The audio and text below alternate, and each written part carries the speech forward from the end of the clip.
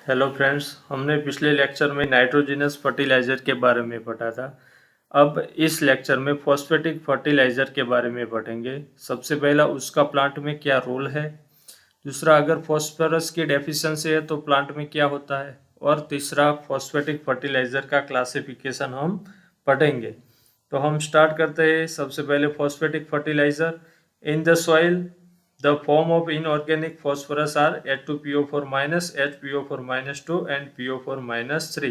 Means कि soil में इन तीन फॉर्म में फॉस्फोरस रहता है। कौन कौन से फॉर्म में? H2PO4 minus, HPO4 minus 2 and PO4 minus 3।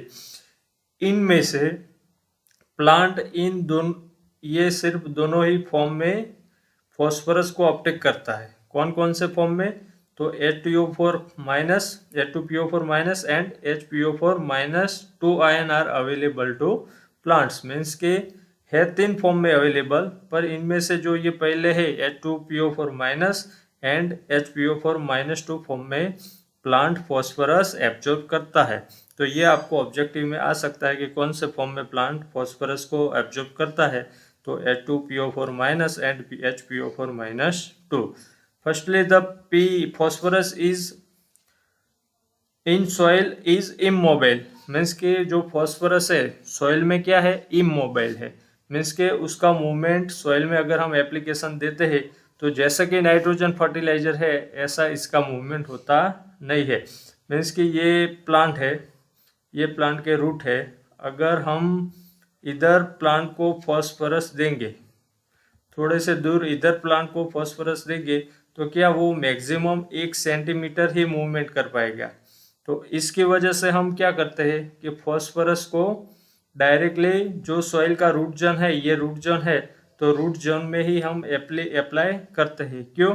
क्योंकि फॉस्फोरस सॉइल में इमोबाइल है। अगर नाइट्रोजनस फर्टिलाइजर है तो वो क्या है? सॉइल में मोबाइल है, तो ये रूट जोन के पास आ सकता है और प्लांट इसको अपटेक कर सकता है। पर क्या फॉस्फेटिक फर्टिलाइजर इमोबाइल है, तो इसकी वजह से हम उसको कहाँ पर अप्लाई करते हैं? तो रूट जोन में अप्लाई करते हैं। Firstly the phosphorus in soil is immobile और स्लाइटली मोबाइल अराउंड, कितना मोबाइल है? 1 centimetre diameter, and therefore they should be applied in the root zone. Why? Because phosphorus in soil is immobile. Due to that, we should apply phosphorus into plant root zone. Secondly, the requirement of phosphorus is maximum in the initial stage। हम कोई भी recommendation करते हैं तो क्या करते हैं कि एज अ बेसल डोज हम फॉस्फोरस कैसे रिकमेंडेड करते हैं? तो एज अ बेसल डोज। क्यों? क्योंकि प्लांट का जब 1/3 डायमीटर होता है, जब प्लांट का 1/3 डायमीटर मीन्स के 3 में से 1 भाग का जो डायमीटर है उसको बनाने में फॉस्फोरस कितना चाहिए? तो डबल चाहिए। कितना चाहिए? 2/3 चाहिए। 1/3 डायमीटर इनिशियल में बनाने के लिए फॉस्फोरस कितना प्लांट अपटेक करता है? तो 2/3 पार्ट, मीन्स के डबल फॉस्फोरस अपटेक करता है। इसकी वजह से इनिशियल में फॉस्फोरस की डिमांड प्लांट में ज़्यादा रहती है। Hence the entire quantity should be applied at one time, that is the time of sowing as a basal dose.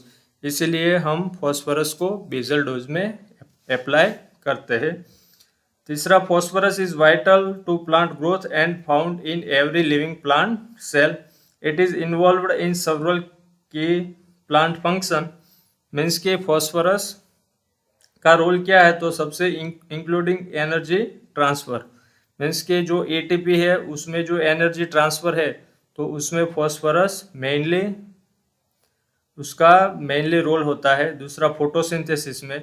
तीसरा, transformation of sugar and starch and nutrient movement within the plant. Means के sugar, starch and nutrient movement जो भी plant में होता है तो उसमें भी फॉस्फोरस इंपॉर्टेंट रोल प्ले करता है। And transfer genetic characteristic from one generation to next. Means के एक जनरेशन से दूसरी जनरेशन में जो भी जेनेटिक मटेरियल ट्रांसफर करना है तो उसमें भी फॉस्फोरस इंपॉर्टेंट रोल करता है। और आगे देखते हैं phosphorus support the transfer of energy throughout the plant root development and flowering. It is the mobile within the plant. हमने क्या देखा था कि immobile in soil. phosphorus क्या है, soil में immobile है, while in plant it is a mobile. क्या soil में immobile है, तभी हम उसको रूट जन में देते हैं, जबकि जो प्लांट है उसमें वो क्या है, ये प्लांट है तो प्लांट में वो क्या है, तो वो मोबाइल है. It is the mobile within the plant and promote root development. Means के हम कोई भी नाइट्रोजिनस फर्टिलाइजर है तो वो प्लांट का क्या करता है, तो वो वेजिटेटिव ग्रोथ इंक्रीज करता है, जबकि फॉस्फोरस मेनली क्या है उसका रोल है, तो वो रूट डेवलपमेंट उसका मेनली रोल है, और वो मेनली फाइब्रस रूट सिस्टम है उसको वो क्या करता है, इंक्रीज करता है. और साथ में टेलरिंग एंड अर्ली फ्लावरिंग के लिए भी फॉस्फोरस इम्पोर्टेंट रोल प्ले करता है. Phosphorus is highly in mobile plants. हमको कैसे मालूम चलेगा कि हाईली मोबाइल है, इन मोबाइल है? अगर कोई भी न्यूट्रिएंट है उसका सिम्टम्स लोअर लिप पे अगर हमको दिखाई देता है तो वो क्या है, हाईली मोबाइल है. क्यों? क्योंकि अगर इनिशियल में फॉस्फोरस ये लोअर लिव में है, अपर लिव में अगर फॉस्फोरस की डिमांड है, ये अपर लिव है उसमें फॉस्फोरस की डिमांड है, तो क्या होगा, वो मोबाइल होगा, तो सारे के सारे लोअर लिप से वहाँ से फॉस्फोरस मूवमेंट करके अपर पार्ट में चला जाएगा, और इससे क्या होगा कि अपर पार्ट में फॉस्फोरस की जो डिमांड है वो फिल हो जाएगी, और लोअर लिप में क्या होगा, उसकी डेफिशिएंसी आएगी, क्योंकि रूट में से फॉस्फोरस प्लांट अपटेक नहीं कर पा रहा है डेफिशिएंसी की वजह से. इसकी वजह से उसकी डेफिशिएंसी कहाँ पे दिखाई देगी, तो लोअर लिप में. मीन्स कि वो प्लांट में मोबाइल है. अगर कोई भी न्यूट्रिएंट के लोअर लिप पे उसके सिम्टम्स है तो वो क्या है, हाईली मोबाइल है. अगर अपर लिप पे उसके डेफिशिएंसी के हमको वो सिम्टम्स है तो वो क्या है, इमोबाइल है. तो it may be translocated from old plant tissue to young actively growing areas, जो हमने अभी बात की थी. When P is deficient in plant it display a purple और reddish colour on lower leaves and stem.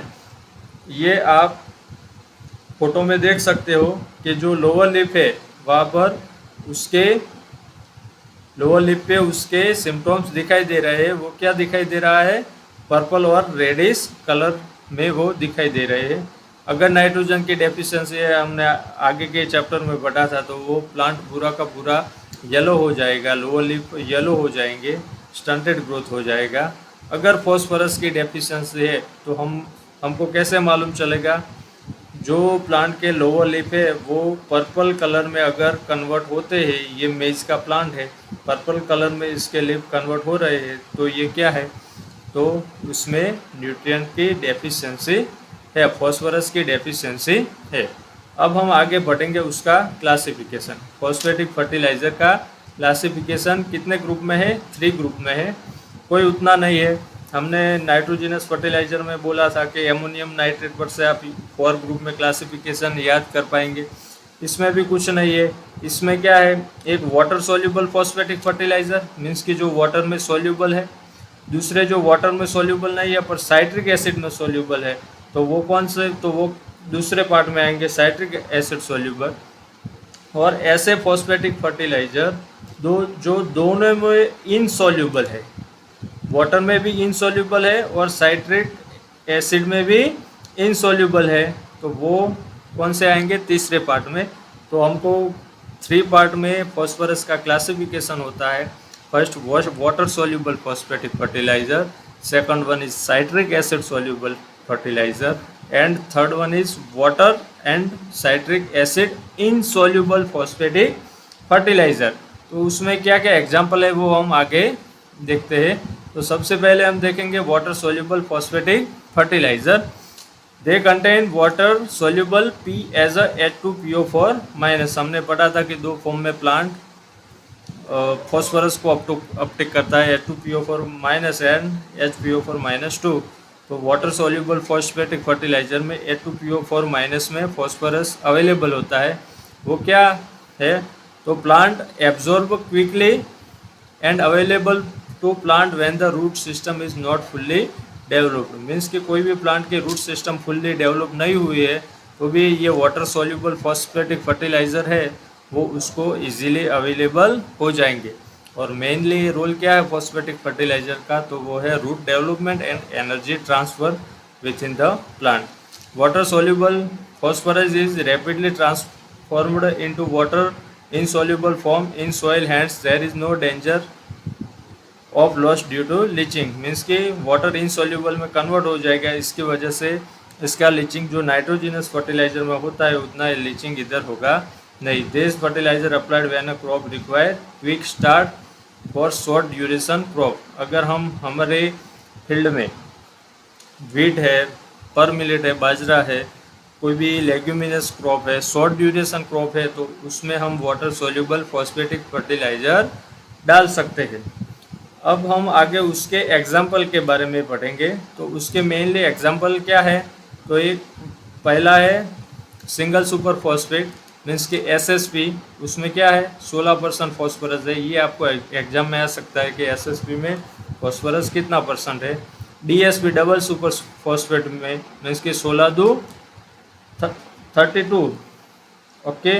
और तीसरा है ट्रिपल सुपर फॉस्फेट मीन्स कि इसमें कितना है 16/2 32 and 16/3 means 48। Means single super phosphate में 16%, डबल सुपर फॉस्फेट में 32% एंड ट्रिपल सुपर फॉस्फेट में 46 एंड 48% फॉस्फोरस है। मेनली हमको एग्जाम में कौन सा आ सकता है, तो DAP means di ammonium phosphate. Di ammonium phosphate is a water soluble phosphatic fertiliser, must be remember that. और उसमें कितना है फॉस्फोरस, तो 46% फॉस्फोरस है। यूरिया में कितना था 46% नाइट्रोजन था, DAP में 46% फॉस्फोरस है एंड 18% नाइट्रोजन है। 18% नाइट्रोजन है, 18% नाइट्रोजन है और 46% क्या है इसमें फॉस्फोरस है। तो ये आपको एग्जाम में ऑब्जेक्टिव में आ सकता है। दूसरा है citric acid soluble phosphatic fertiliser means कि जो फर्टिलाइजर वाटर में इनसोल्यूबल है पर किसमें साइट्रिक एसिड में सोल्यूबल है, तो ये इस कैटेगरी में आएंगे।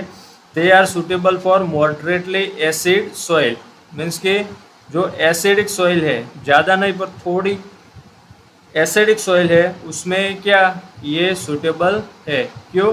क्योंकि ये जो मॉडरेटली एसिडिक सॉइल है उसमें ये साइट्रिक एसिड सोल्यूबल फर्टिलाइज़र है, जो भी है डाई कैल्शियम फॉस्फेट है, बेसिक स्लैग है, वो किस में कन्वर्ट हो जाएंगे, तो वो वाटर सोल्यूबल फॉस्फेटिक फर्टिलाइज़र में कन्वर्ट हो जाएंगे। कौन सी सॉइल में? मॉडरेटली एसिड सॉइल में। और इसके वजह से वो वाटर सोल्यूबल फॉस्फेटिक फर्टिलाइज़र में कन्वर्ट हो जाएंगे। इसकी वजह से प्लांट को इजीली वो अवेलेबल हो गए।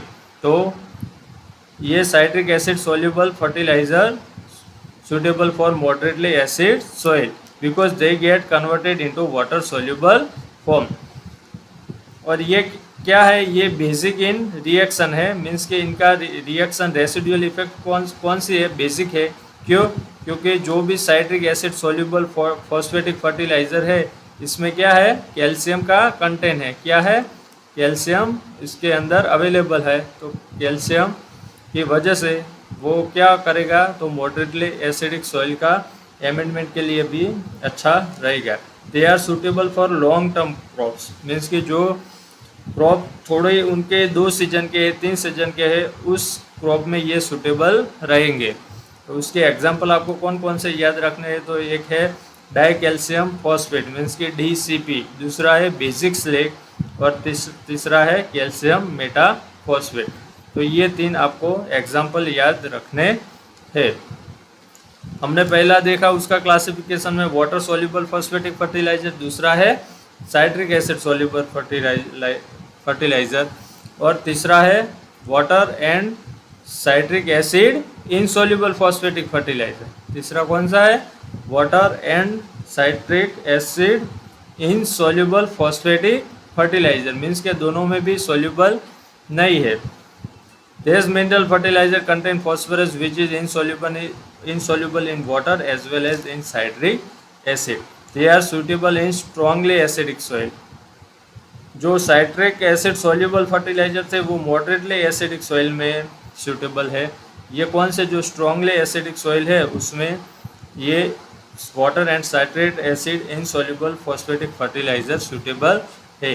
दे are used for long duration crop. Water soluble fertiliser used in short duration crop while this one fertilizer is used for long duration crop like plantation crop, T, cocoa, rubber, इसमें ये suitable है जिसका 10 साल 15 साल तक जो चलने वाले हैं क्रॉप उसमें ये सुटेबल है। उसके एग्जांपल क्या है, दो है, रॉक फॉस्फेट है, उसका 20 to 30% फॉस्फोरस है। दूसरा है बोन मील, 21 to 25% इसका फॉस्फोरस है। तो इसमें फिर से इसके एग्जाम्पल पर से ही हमको मालूम चल जाएगा कि रॉक है तो रॉक वो वाटर में सोल्यूबल होगा नहीं, साइट्रिक एसिड में रॉक सोल्यूबल होगा नहीं, तो वो किस में आएगा, water and citric acid insoluble phosphatic fertiliser. Bone है मीन्स कि जो एनिमल के बोन है वो भी वाटर में सोल्यूबल नहीं होंगे, साइट्रिक एसिड में भी सोल्यूबल नहीं होगा, तो ये इस कैटेगरी में आएगा।